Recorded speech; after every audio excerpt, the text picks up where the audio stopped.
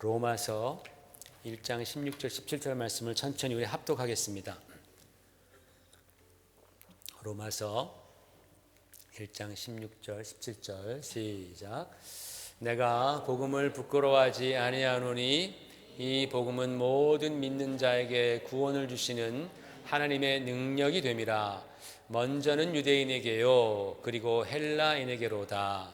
복음에는 하나님의 의가 나타나서 믿음으로 믿음에 이르게 하나니 기록된 바 오직 의인은 믿음으로 말미암아 살리라 함과 같으니라. 아멘. 앉으시기 바랍니다. 여러분, 오늘이 어떤 날인지 아십니까?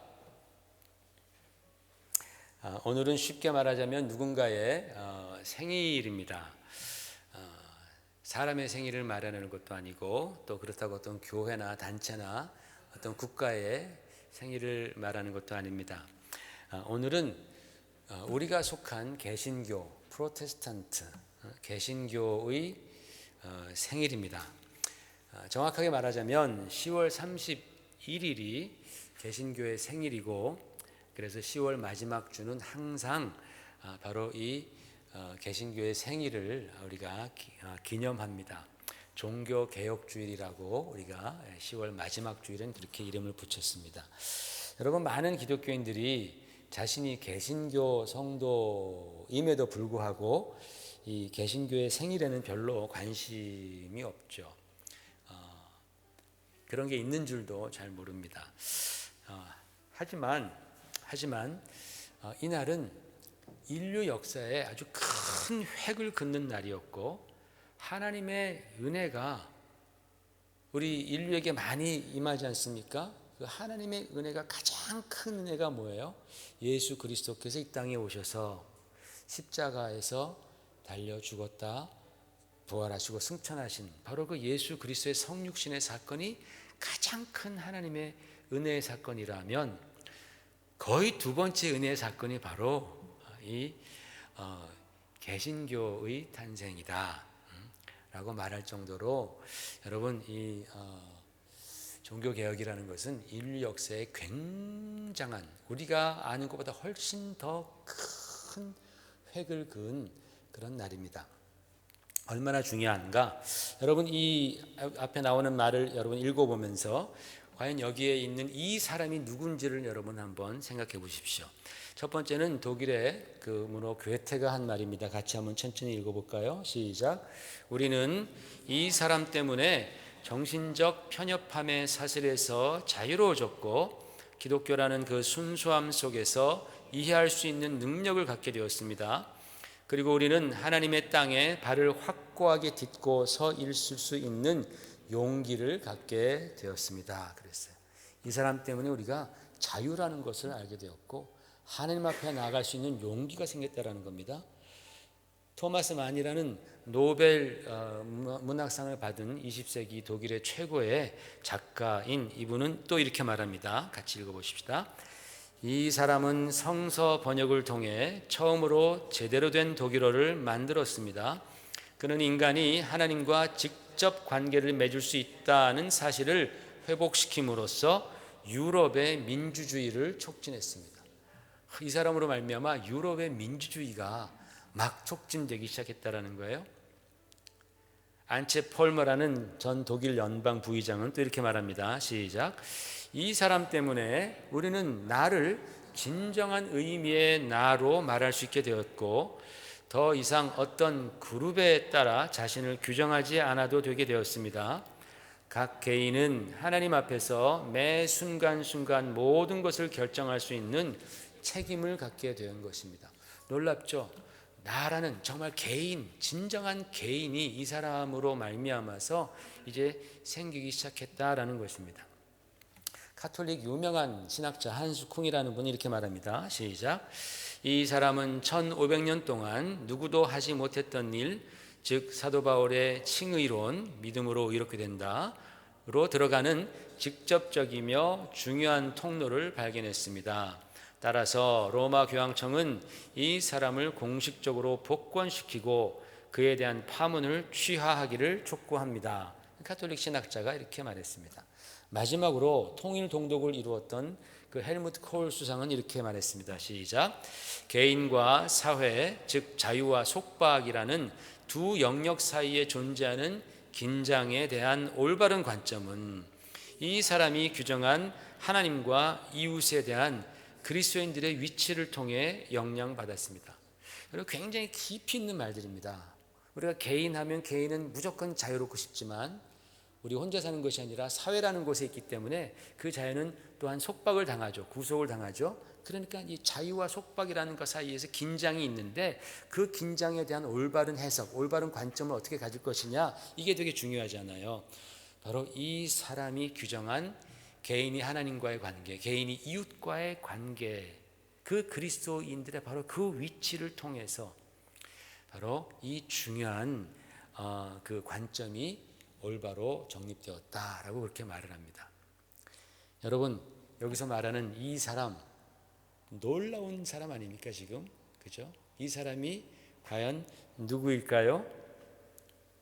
여러분 생각하는 대로 바로 마틴 루터입니다. 마틴 루터. 이 마틴 루터, 이분은 정말 저와 여러분의 삶의 전반적인 영역에서 아주 지대한 영향을 미친 분입니다. 왜냐하면 인간이 하나님으로부터 받은 자유, 하나님으로부터 인간이 자유를 받았어요. 그런데 그것을, 그 자유를 가능케 만드는 것이 또한 재산입니다. 사유재산 제도입니다. 우리가 재산이 없으면 우리는 누군가에게 종속됩니다. 그래서 그 하나님으로부터 받은 그 자유와 그 자유를 실현케 하는 바로 사유재산 제도, 이 두 가지가 합쳐져서 떠받드는 그 자유민주주의 사상이 바로 이 사람 루터에 의해서 시작되었기 때문에 그렇습니다. 사람들이 말하잖아요, 그죠? 유럽 민주주의의 그 시작이 바로 이 루터의 사상부터다. 그런데 이 루터의 사상은 자기 자신의 사상은 물론 아닙니다. 그것은 성경에서부터 나온 사상입니다. 그리고 성경은 누구의 말씀이에요? 하나님의 말씀입니다. 그래서 여러분, 성경이 들어가는 곳, 하나님의 말씀이 들어가는 곳은 어디나 할 것 없이 자유가 싹 틉니다. 자유가 싹 트면서 개인이 살아나게 됩니다.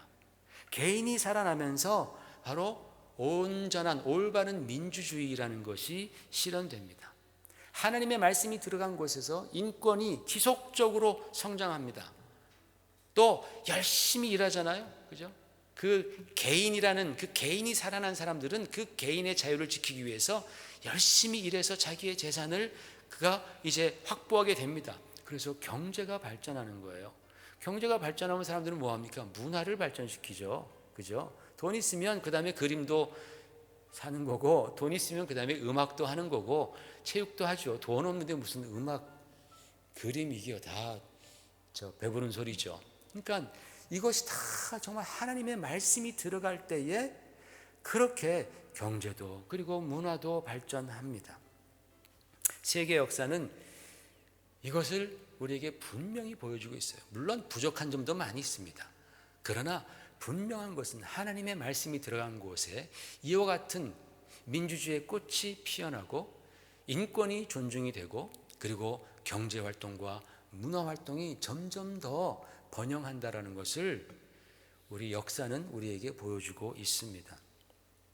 왜냐하면 하나님께서 인간을 만드실 때에 하나님의 형상으로 만들어 주셨는데 그 하나님의 형상 중에 바로 자유가 있기 때문에 그래요. 하나님의 형상 중에 우리에게 본질적으로 자유를 넣어 주셨어요. 우리를 만드실 때. 여러분 중에서 아무도 내 자유가 속박받고 싶은, 구속받고 싶은 사람은 아무도 없을 겁니다. 그죠? 우리는 다 자유하기를 원해요. 본질적으로 그래요. 왜? 하나님께서 우리를 만드실 때 그렇게 만들어 주셨기 때문에. 하나님의 형상, 하나님은 가장 자유로우신 분입니다. 그분의 형상인 자유함이 우리 가운데에 주어졌기 때문에 그렇습니다. 여러분, 그렇다면 이 10월 30일이 마틴 루터의 생일입니까? 그렇지 않습니다. 이 10월 31일은 그가 종교개혁을 단행한, 시작한 날입니다. 여러분, 도대체 이 종교개혁과 자유민주주의가 무슨 상관이란 말입니까? 제가 좀 전에도 말씀드렸듯이 중세에는 지금부터 한 500년 전에 중세에는 개인이라는 개념이 없었습니다. 그 인디비주얼이라는 그 단어도 중세 이전에는 존재하지 않았다고 누가 그러더라고요. 개인이라는 단어도 중세 이후에 나온 단어라고 말을 합니다. 여러분 정치제도를 보십시오. 그 당시에 정치제도는 누가 다스렸습니까? 대통령이요? 그 당시에는 왕이 다스리잖아요. 왕정제도였습니다. 여러분 왕이 한마디 하면 끝나는 겁니다. 짐이 곧 법이다. 그런 식으로 왕들은 통치하지 않습니까? 그러니까 그 왕 앞에서 개인이 사상이나 또는 어떠한 그 자유는 존재하지 않는 거예요. 내가 아무리 맞는 말을 해도 왕이 야 저런 보기 싫으니까 갖다 묻어라. 그러면 그 다음날 무덤 하나 생기는 거예요. 그게 바로 왕정 정치 아닙니까? 뿐만 아니라 종교 역시 그 당시에는 그랬다라는 겁니다. 여러분 그 당시 유럽을 지배했던 종교는 캐톨릭입니다. 유일 종교 정말 파워풀했습니다. 황제를 자기 밑에 둘 정도로 교황의 권한은 강력했습니다. 그 교황의 말이나 캐톨릭 체계나 교리에 대해서 반기를 들면 당장 이단으로 몰립니다. 그리고 화형을 당하기 일쑤였습니다. 처형을 당합니다. 무서운 시대 아닙니까? 교황의 말에 내가 반기를 들면 그러면 이단이 되고 파문되어서 화형당합니다. 즉 그 당시의 종교도 전체주의라는 거예요. 전체주의. 토탈리타리아니즘. 전체가 움직이는 거예요. 거기서 개인은 중요하지 않습니다. 그래서 교황이 말하면 가톨릭 교회가 말하면 싫던 좋던 간에 맞던 틀리던 간에 예 하고 따라가야 됩니다. 그래야지 소위 천국에 간다고 주입되었던 것이 바로 그 당시의 종교입니다. 그러니까 그 당시의 가톨릭은 전체주의적인 성향을 강하게 띠고 있는 거예요. 거기서 개인이 반대할 수가 없습니다. 그러면 아웃입니다. 처형되는 겁니다. 마치 지금의 공산주의도 마찬가지잖아요. 다 전체주의 아닙니까? 전체주의. 그래서 중세에는 개인이라는 개념이 희박했다라는 거예요. 우리는 진짜 중세에 안 살아서 얼마나 좋은지 몰라요, 여러분. 그거 하나만 가지고도 우리는 진짜 기뻐하고 감사해야 되는 거예요. 안 그래요?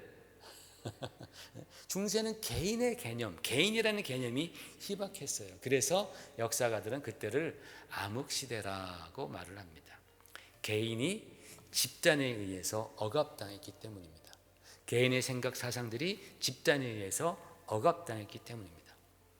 바로 이런 그 어둡고 무서운 시대를 총이나 칼이 아닌 오직 성경 단 한 권 손에 들고 일어나 맞섰던 사람이 바로 마틴 루터입니다. 가톨릭 수도사였습니다. 또 신학교 교수였습니다. 그의 향년 33세, 젊었죠. 33살 때 벌써 신학대학 교수였고 또 수도사였고 신부였던 사제였던 그 루터가 바로 이 어두운 시대에 성경 한 권 들고 일어나 맞서기 시작합니다. 여러분이 잘 아시는 대로 그 당시에 교황은 이제 교황도 여러 종류의 교황이 있었습니다. 그런데 그 당시에 교황 레오 10세는 예술과 문학, 문화 이런 것들을 굉장히 사랑하던 사람이었습니다. 아마 제가 볼 때는 예수보다 예술을 더 사랑했던 것 같아요, 이 교황이.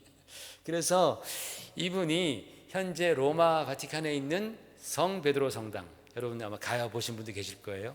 못 가보신 분들은 보십시오. 이 로마 바티칸에 있는 이 성 베드로 성당입니다.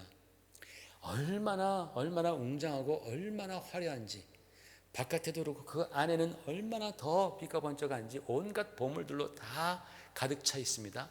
이 로마에 있는 성 베드로 성당을 이 교황 레오 10세가 개축을 하는데 뭐가 많이 필요했겠습니까? 돈이 많이 필요했겠죠. 그 많은 자본을 충당하기 위해서 면죄부 판매를 이용합니다. 여러분 아시겠지만 가톨릭 교리에는 연옥이라는 교리가 있습니다. 그 연옥이라는 교리의 논리는 이렇습니다. 가톨릭 신자들은 마치면 다 천국에 간다. 구원받고 다 천국에 간다. 그런데 이 땅에서 살 때 누구는 착하게 살고 누구는 못되게 살지 않았느냐. 그들이 다 천국 그냥 간다면 얼마나 그게 불공평하냐, 아마 그런 입장에서 이 연옥이라는 교리를 만들었던 것 같아요. 그래서 누구나 다 죄가 있으니까 천국 가기 전에 그 연옥이라는 데 들려서 거기서 너희의 죄를 다 정화받고 불로 정화받고 가는 곳이 바로 연옥입니다. 그래서 그 죄에 따라서 어떤 사람은 10년, 어떤 사람은 500년, 어떤 사람은 1000년 이렇게 그렇게 연옥에서 정말 지옥에서 지지듯이 불로 지짐을 받고 고통당하다가 그 시간이 다 차면 비로소 천국에 간다라는 교리를 만들어 놨어요. 정화된다, purify. 그래서 거기서 나와서 이름이 연옥은 라틴어로 purgatorium, purgatorium, 영어로는 purgatori라고 말을 합니다. PUR이 들어가 있습니다. 우리를 정화시키는 곳이다라는 것입니다. 그런데 면죄부를 사면 연옥에서 지내야 하는 기간이 줄어든다라는 거예요. 고통으로 그 돈으로 고통의 시간을 면한다. 돈으로 하나님의 은혜를 산다라는 그런 교리입니다. 여러분 성경에 연옥 교리가 있을까요? 없을까요? 눈을 씻고 봐도 없습니다. 눈을 씻고 봐도 없습니다. 성경에 연옥에 대한 교리는 없습니다. 그래서 가톨릭에서도 12세기가 되어서 비로소 이 연옥에 대한 교리가 나타납니다. 그런데 이 교황 레오 10세는 웅장하고 찬란한 이 성베드로 성당을 짓고 싶은 마음에 이 면죄부를 이제 좀 많이 팔아야 되겠다 해가지고 이제 이렇게 세일을 하기 시작하는 거죠. 면죄부 세일. 그걸 위해서 사제들을 이 말 잘하는 사제들을 쫙 모아놓고 훈련을 시킨 다음에 그 다음에 전 유럽으로 다 파송을 합니다. 그래서 그들이 면죄부를 팔면서 번 그 돈을 로마로 공수하게 만듭니다. 그래서 그 사제들이 면죄부를 팔면서 면죄부를 사는 그 사람뿐만 아니라 심지어는 이미 죽은 그의 부모나 친척들, 형제 자매들까지도 그들이 연옥의 고통에서 해방시킬 수 있다라고 그렇게 말을 하면서 면죄부를 사게 합니다. 심지어는 그러면 고해성사도 필요 없다. 여러분 가톨릭에서 고해성사는 굉장히 중요합니다. 자기의 죄를 사함받는. 그것도 필요 없이 그냥 돈만 내면 바로 그냥 천국 가니까 살아. 당시에 많은 사람들이 이것을 믿었을까요?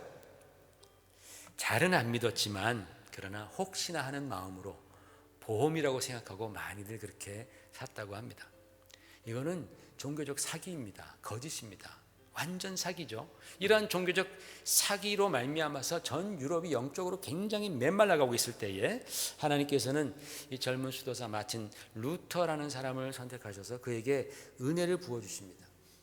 이 루터는 젊었지만 정말 하나님을 사랑하기를 원했던 사람인 것 같아요.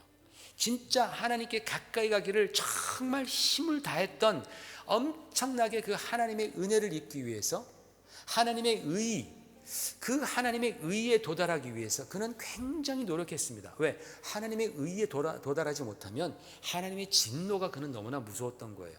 자기 자신을 바라볼 때 자기가 얼마나 죄가 있는지 정말 자기를 아무리 깨끗하게 해도 그 안에서 또 스며나는 우리가 저 방에 이렇게 갈라져 가지고 물이 만약에 샌다고 할 때 우리가 아무리 방을 훔쳐도 걸레로 닦아도 좀 있으면 금방 물이 스며나는 것 같이 그런 그 자기의 죄성을 보면서 야 정말 내가 어떻게 이 죄성을 이길까, 내가 어떻게 하면 하나님의 의에 도달할까 하고서 그는 굉장히 노력했습니다. 그가 수도원에 있을 때에 금식을 많이 했습니다. 그리고 고행, 왜 가톨릭 수도사들은 고행을 많이 하잖아요. 아프게 많이 하잖아요. 뭐 채찍으로 자기를 때리기도 하고 하여튼 자기를 괴롭힙니다. 고행도 많이 하고 독서도 굉장히 아주 심하게 하면서 자기가 죽을 지경에까지 이르렀다. 얼마나 했으면, 그죠? 그래서 수도원장이 그만 좀 해라 젊은이, 그만 좀 해라. 그러면 루터가 저는 저 죄 때문에 제가 이것을 계속 해야 됩니다. 그깟 죄 좀 옆에다 밀어놓고 좀 그만 좀 해라라고 수도원장이 말할 정도로 마틴 루터는 자기를 굉장히 엄격하게 다루었습니다. 그런데 문제는요, 그가 아무리 그렇게 노력하고 자기를 엄격하게 대하고 지나치게 금식하고 고행을 하고 정말 몸부림쳐 봐도 자신의 그 죄책함으로부터 평안을 얻을 수가 없었다라는 거예요.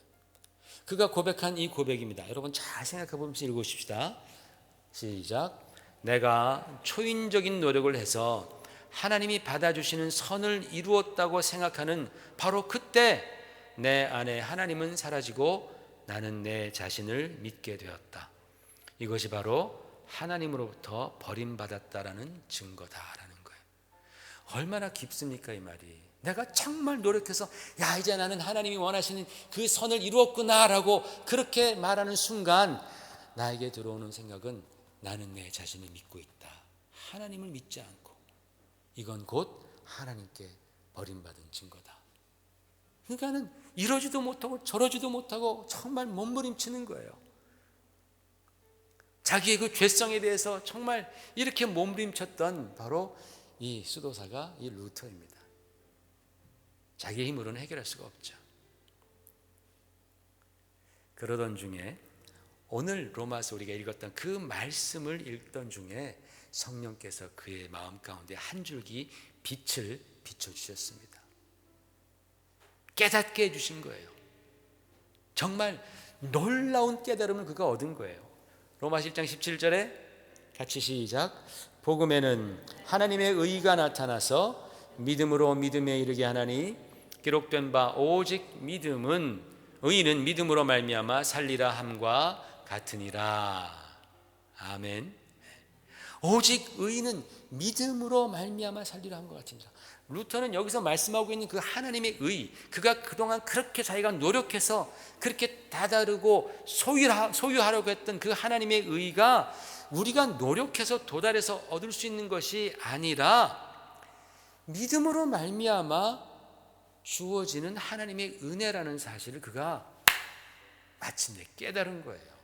우리는 그것을 배워서 알고 있지만 그 당시엔 이것을 가르쳐주는 자가 없었어요. 그래서 이 하나님의 의만 생각하면 정말 주눅이 들었어요. 위축이 됐어요. 야, 내가 어떻게 인간으로서 저 하나님의 의에 도달할까? 그 의를 내가 사유하지 못하면 나는 지옥 자식이 되는데, 저주받는데, 야, 내가 어떡할까? 노력해도 결과는 절망이었는데 성령으로 말미암아 그 하나님의 의가 너희들의 그 노력으로 말미암는 것이 아니라 믿음으로 말미암아 하나님께서 너에게 거저 주시는 그 하나님의 은혜다라는 것을 그가 깨달았던 것이죠. 다시 말해서 여러분, 우리가 선행을 많이 하고 금식을 하고 고행을 하고 또는 재산을 다 팔아서 가난한 사람들에게 나누어 줘야지만이 비로소 하나님의 마음에 우리가 쏙 들도록 야, 네가 이제야 정말 착해졌구나, 그렇게 하나님의 마음에 그렇게 쏙 들도록 내가 의로워지는 것이 아니다라는 거예요. 예전의 사람들은 행위로서 하나님의 마음에 들려고 많이들 노력했습니다. 그게 바로 율법이에요. 율법으로 하나님을 만족시키려고 많이 노력했지만 다 실패하잖아요. 다 안 되는 겁니다. 율법으로는 천국에 못 들어간다고 우리는 계속해서 듣잖아요. 율법으로는 하나님의 의에 도달할 수가 없어요. 오직 하나님의 의, 그것은 예수 그리스도의 십자가의 공로가 나를 의롭게 하신다. 그것이 바로 하나님의 나를 향한 계획이고 뜻이다라는 것을 믿음으로 말미암아 우리는 비로소 마침내 하나님의 의를 얻게 되는 겁니다. 바로 루터가 바로 그 사실을 깨달은 거예요. 행위로 말미암아서 의에 이르는 것이 아니라 믿음으로 말미암아 의에 이르는 것, 하나님의 의를 얻는 것. 그래서 뭐라 그랬어요? 성경은 의인은 뭐로 말미암아 살아요? 뭐로 말미암아 살아요? 믿음으로 말미암아. 여러분, 의인은 뭐로 말미암아 살아요? 믿음으로 말미암아. 그 믿음으로 말미암아 우리는 의인이 되는 거예요. 또 의인이라고 해서 우리가 또 죄를 안 져요? 아, 나는 의로워졌다 하지만 우리가 또 금방 죄 짓잖아요. 그럴 때 우리는 또 뭐 해야 돼요? 믿음으로 말미암아. 행위로 말미암아가 아니고 믿음으로 말미암아.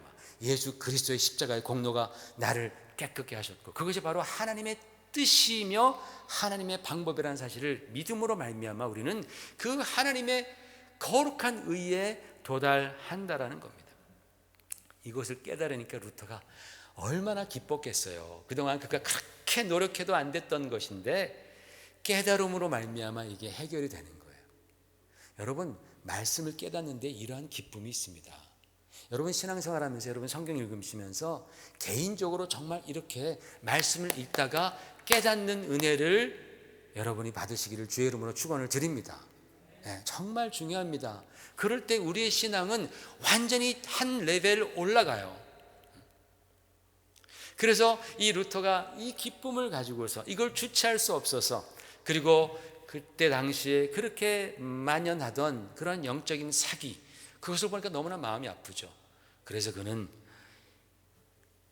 1517년, 지금부터 502년 전입니다. 1517년 10월 31일 자기가 살고 있던, 가르치고 있던 독일의 작은 도시 비텐베르크라는 그 도시의 그 캐톨릭 카테드랄, 그 성당 교회 문에다가, 바로 이곳입니다. 여기다가 95개의 긴 반박문을 1번 2번 해가지고 그것을 쭉 써가지고 쾅쾅 그 문 앞에다 박아 놓습니다.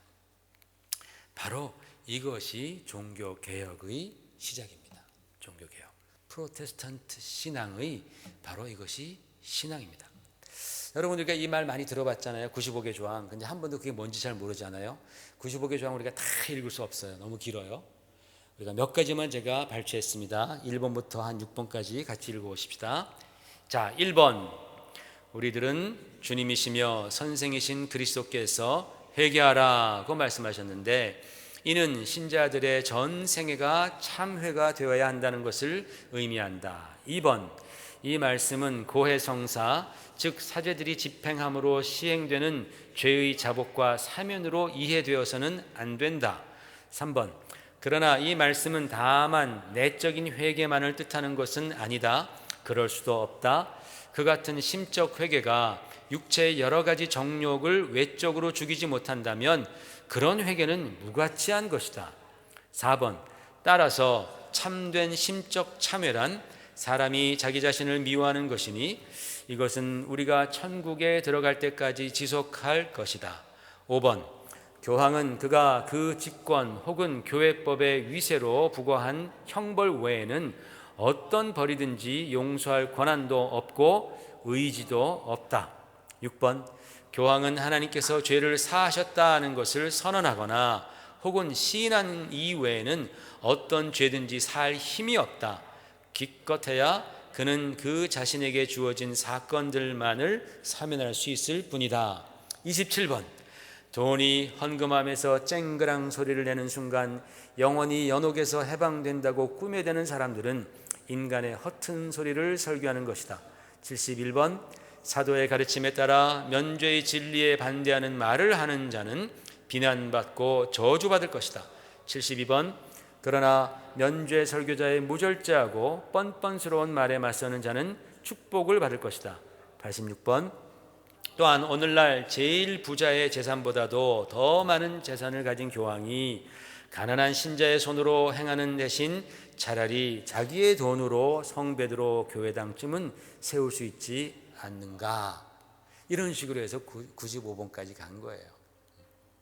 여러분, 이 지금 반박문은요, 목숨 걸고 하는 겁니다.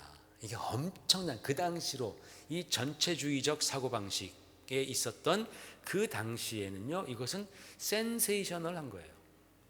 엄청난 용기가 있었던 것입니다. 엄청난 내용들이죠. 그리고 이와 같은 이 95개 조항들은 이 루터가 이 조항문을 그 문 앞에 그렇게 계시하기 한 50년 전에 발명되었던, 구텐베르크에서 발명되었던 금속 활자, 인쇄술, 50년 전에 인쇄술이 발전된 거예요. 그 인쇄술로 말미암아서 막 전 유럽에 막 퍼져나기 시작했습니다. 그리고 종교개혁의 불길은 걷잡을 수 없이 타오르게 되는 것입니다. 일단 하나님께서 정말 그 때에 맞춰서 하신 것이죠. 이것이 바로 종교개혁입니다. 여러분, 우리가 종교개혁주의를 맞이해서 우리는 다 개혁신앙, 프로테스탄트란 말은 항의하다, 항의하는 자라는 뜻이잖아요. 그죠? 그래서 그동안 캐톨릭 교회가 갖고 있던 그런 여러 가지 안 좋았던 그러한 습관들, 잘못된 그런 신학들, 잘못된 방법들에 대해서 항의하는 자다. 그래서 프로테스탄트라고 하잖아요. 개신교라고 말을 합니다.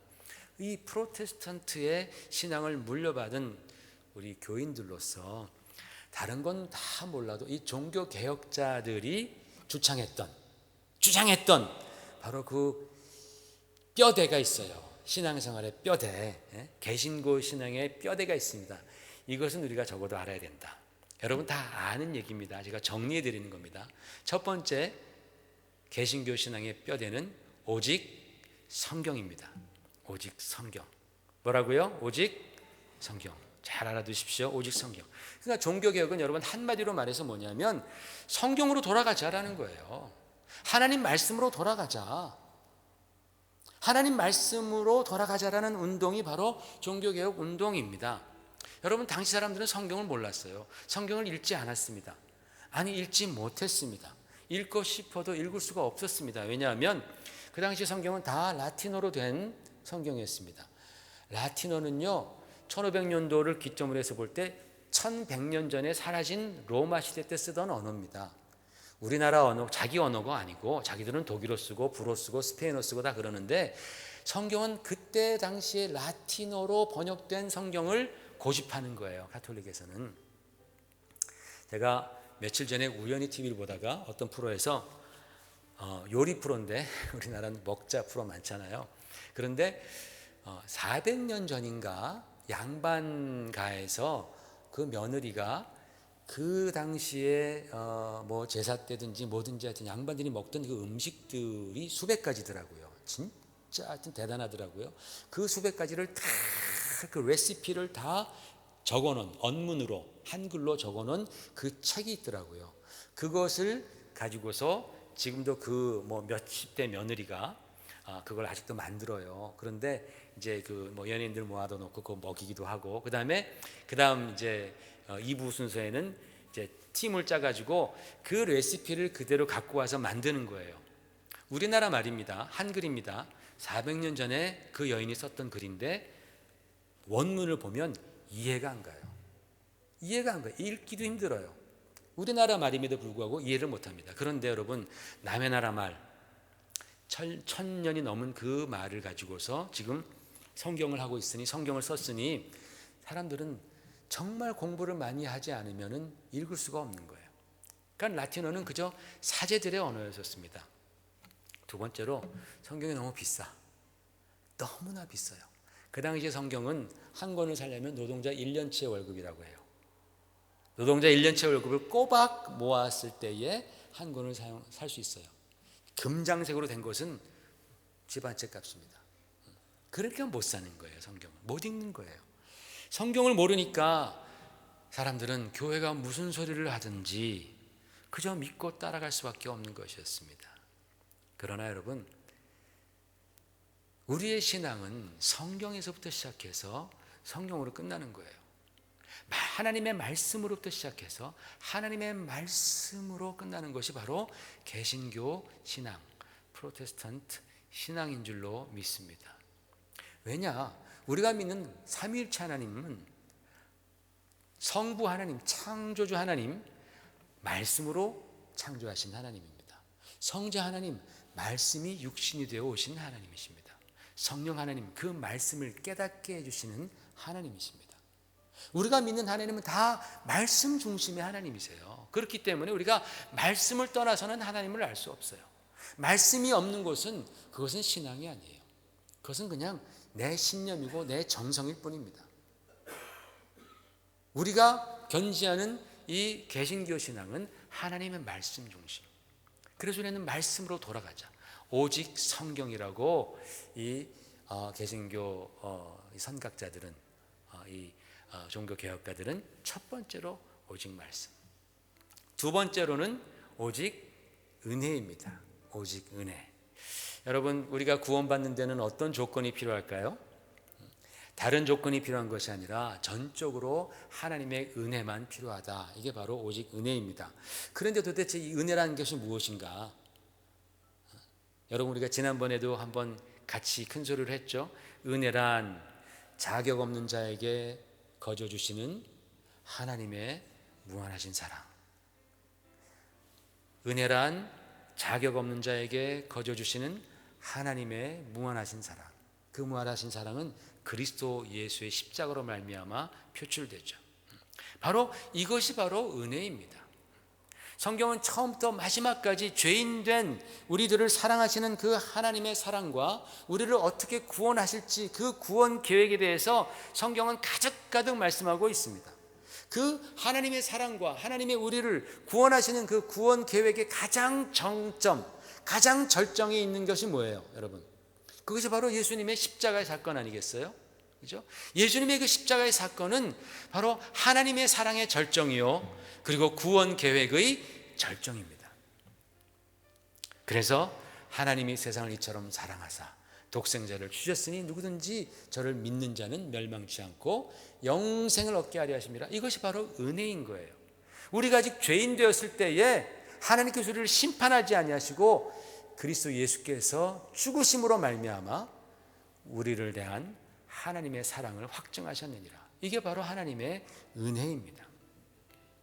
여러분, 이 은혜 외에는 그 어떤 것도 우리를 구원할 수 있는 방법도 조건도 없습니다.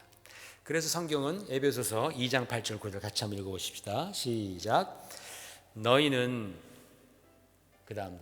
시작. 너희는 그 은혜에 의하여 믿음으로 말미암아 구원을 받았으니 이것은 너희에게서 난 것이 아니요 하나님의 선물이라. 행위에서 난 것이 아니니 이는 누구든지 자랑하지 못하게 함이라 그랬어요. 너희는 그 은혜에 의해서 구원받았다. 너희 행위가 아니다. 너희는 자랑할 것이 없다. 왜? 구원을 하나님의 은혜로 말미암아 받았기 때문에. 아멘. 아멘. 이게 바로 개신교 신앙의 골자입니다. 또 한번 보십시다. 디모데전서 그 다음에 2장 4절 5절 시작. 하나님은 모든 사람이 구원을 받으며 진리를 아는 데에 이르기를 원하시느니라. 하나님은 한 분이시요 또 하나님과 사람 사이에 중보자도 한 분이시니 곧 사람이신 그리스도 예수라. 그리스도 예수께서 하나님과 우리 사이에 중보자가 되셔서 하나님의 진노를 풀어드리는, 예수께서 우리와 하나님과의 사이를 화해시키셨다고 성경을 말씀하잖아요. 어떻게? 자신이 우리 죄를 담당하고 십자가에서 형벌받으심으로 말미암아. 그래서 예수님은 유일한 중보자세요. 그래서 이 오직 은혜, 종교개혁가들이 오직 은혜라고 말할 때 또 한 가지 말한 게 있습니다. 오직 그리스도. 오직 성경, 오직 은혜, 그리고 오직 그리스도로. 오직 그리스도로 말미암아 하나님의 은혜가 우리 가운데에 주어지는 줄로 믿습니다. 그래서 사랑하는 성도 여러분, 여러분이 살다가 신앙생활 하다가 하나님의 은혜가 필요할 때가 있어요. 그죠? 하나님의 은혜가 절실히 필요할 때에 여러분 자신을 바라보지 마십시오. 누굴 바라봐야 돼요? 예수 그리스도. 왜? 하나님은 예수 그리스도를 통하여서 우리에게 은혜를 부어주시기 때문입니다. 아멘. 오직 말씀, 오직 성경, 오직 은혜, 오직 그리스도, 그리고 오직 믿음입니다. 여러분, 이 은혜를 어떻게 받을 수 있는가? 아까 조금 전에 에베소서 9절을 보면은 그 은혜에 의하여 믿음으로 말미암아 너희가 구원을 받았다라고 말합니다. 하나님의 은혜를 어떻게 받아요? 믿음으로 말미암아 받는 것입니다. 여러분, 믿음이 하나님의 은혜를 받게 하는 유일한 길입니다. 그러나 이것은요, 가톨릭 교회와 지금 예나 지금이나 차이가 있습니다. 여전히 차이를 보입니다. 그들은 우리에게 있어서 행위도 중요하다고 말을 합니다. 믿음 반, 행위 반 이렇게 말을 합니다. 여러분, 우리도 행위가 중요하다는 사실을 잘 알아요. 행위 중요합니다. 그런데 하나님의 구원을 받는 데 있어서, 하나님의 은혜로 말미암아 우리가 구원을 받는 데 있어서만큼은 우리의 행위는 그 어떠한 자리도 없다라는 거예요. 그 어떠한 역할도 없다라는 거예요. 여러분, 우리 교회 다니는 분들께서도 많이 이것을 오해합니다. 내가 좀 뭔가를 선하게 살아야지만 우리가 하나님의 은혜를 더 받는다라고 믿어요. 그렇지 않습니다. 하나님의 은혜로 말미암은 구원에 있어서 우리의 행위는 그 어떠한 역할도 못한다라는 거예요. 왜냐하면 구원이라는 것은 죄에서의 구원입니다. 죄로 말미암아 우리가 받을 영원한 형벌, 지옥불에서의 구원입니다. 그렇기 때문에 여러분, 이것은 내가 뭔가를 선하게 행위를 잘한다고 해서 되는 게 아니다라는 거예요. 여러분, 우리가 살면서 크고 작은 죄악들을 많이 짓죠. 그렇죠? 크고 작은 죄악들을 우리가 짓습니다. 그런데 그 죄악들이 내가 또 행하는 그런 크고 작은 선한 그 선한 일들, 선한 행위들로 말미암아서 서로 상쇄가 됩니까? 안 돼요. 그거에 내가 지은 죄가 내가 한 선한 일로 이렇게 까지지가 않는다란 말이에요. 소위 말해서 내가 살인을 저질렀어요. 큰 죄잖아요. 그런데 내가 살면서 선한 일을 많이 했어요. 기부도 하고 사람도 도와주고 넘어진 사람도 일으켜드리고 노인들 짐도 들어드리고 선한 일 되게 많이 했어요. 진짜 이 사람 착한 사람이에요. 그랬다고 해서 그 사람의 살인죄가 슬금슬금 없어집니까? 안 없어져요. 살인죄는 그냥 남아있어요. 내가 선한 일을 아무리 많이 해도 그 사람의 살인죄는 계속 남아있습니다. 그 살인죄를 죄값을 치를 때만이 사라지는 거예요. 그 죄값을 누가 치르셨어요? 예수님이 치르신 거예요. 우리의 죄값을. 그러니까 내가 아무리 선한 일을 했다고 해서 내가 그 구원의 은혜를 얻을 수 없다라는 것을 이 종교 개혁가들은 분명히 말씀하는 거예요. 오직 믿음으로 말미암아 의인은 살리라. 행위 중요합니다. 그러나 그 행위는 우리가 하나님으로부터 받는 그 은혜의 구원에 있어서는 어떠한 목도 없다라는 거예요. 어떠한 자리도 없다라는 것입니다. 그래서 우리들은 이렇게 고백합니다. 하나님, 저는 죄인입니다. 저는 제 자신을 구원할 수 있는 능력이 없습니다. 하지만 하나님은 하실 수 있음을 저는 믿습니다. 예수님의 십자가의 보혈이 내 죄를 씻어주심을 저는 믿습니다. 이거예요. 이거. 내가 선한 일을 할 수 있어요. 좋은 행위를 할 수 있지만 그걸로 내가 하나님의 은혜를, 하나님의 구원의 은혜를 받는 것이 아니고 나는 무기력합니다. 안 됩니다. 못합니다. 예수님께서 나 되신 십자가에서 돌아가셨습니다. 이것을 내가 믿고 고백할 때에 하나님의 은혜의 문은 활짝 열리게 되는 줄로 믿습니다. 아멘. 이게 바로 오직 믿음입니다. 그리고 한 가지 더 얘기했습니다. 그런 삶을 살 때 오직 하나님의 영광을 위하여 살라. 5가지 오직에 대해서 말했는데 사실 이 3가지 우리가 얘기했던 오직 성경, 오직 은혜, 괄호하고 오직 그리스도, 그리고 오직 믿음. 여러분, 이 3가지를 마음 가운데 잘 명심하기를 부탁을 드립니다. 우리 프로테스탄트 페이스, 개혁주의 신앙의 뼈대입니다. 우리가 개신교 성도로서 우리는 우리의 뿌리를 잘 알아야 됩니다. 여기에 대한 확신이 있어야 됩니다. 여러분, 우리가 신앙생활 때 여기에 대한 확신이 있으면 우리는 제대로 된 정체성을 가지고 우리의 신앙은 견고해지고 더욱더 성장해 나가는 겁니다.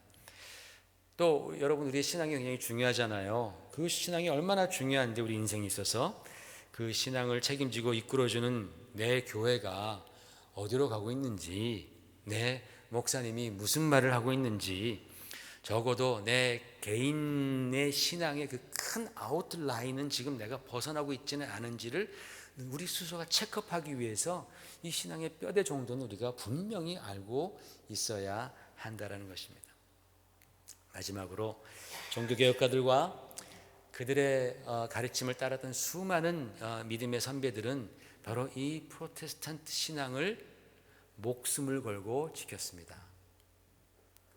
그 이후에 엄청난 박해가 있어서 많은 사람들이 이 프로테스탄트 신앙을 지키기 위해서 목숨을 잃습니다. 고문을 당하고 처형을 당하고 정말 처참한 역사가, 참담한 역사가 한동안 진행됩니다.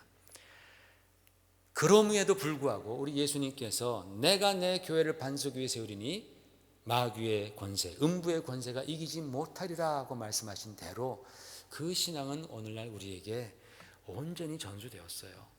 저와 여러분이 이렇게 프로테스탄트 신앙을 가지고 신앙생활을 할 수 있는 것은 바로 그리스도 예수의 말씀, 약속의 말씀과 그 말씀 붙들고 자기의 목숨을 정말 초기와 같이 버렸던 그러한 믿음의 선각자들의 그 헌신에 힘입어서 우리가 오늘날 이렇게 신앙생활을 하고 있다는 사실을 여러분 잊지 마시길 바랍니다. 그래서 여러분, 우리도 정말 이 귀한 신앙입니다. 말씀으로 돌아가자. 오직 은혜, 오직 믿음, 오직 그리스도, 오직 하나님의 영광을 위하여. 바로 여러분, 이 신앙 여러분이 정말 힘을 다해서 좀 지키시길 바랍니다. 정말 힘을 다해서 생명 다해서 이 신앙 지키시는 저와 여러분 되시기를 주의 이름으로 축원을 드립니다. 하나님 아버지, 은혜를 감사합니다. 오늘 종교개혁주의를 맞이하여서 주여, 정말 하나님께서 우리 인류에게 이 하나님의 말씀을 통하여서 베푸신 그 은혜를 우리가 함께 알아보았습니다. 우리는 개혁주의 신앙을 견지하는 프로테스탄트들입니다. 오직 말씀, 오직 은혜, 오직 그리스도, 오직 믿음, 그리고 오직 하나님의 영광을 위하여 살아가는 바로 그 신앙에 우리가 뜻을 같이 한 사람들입니다.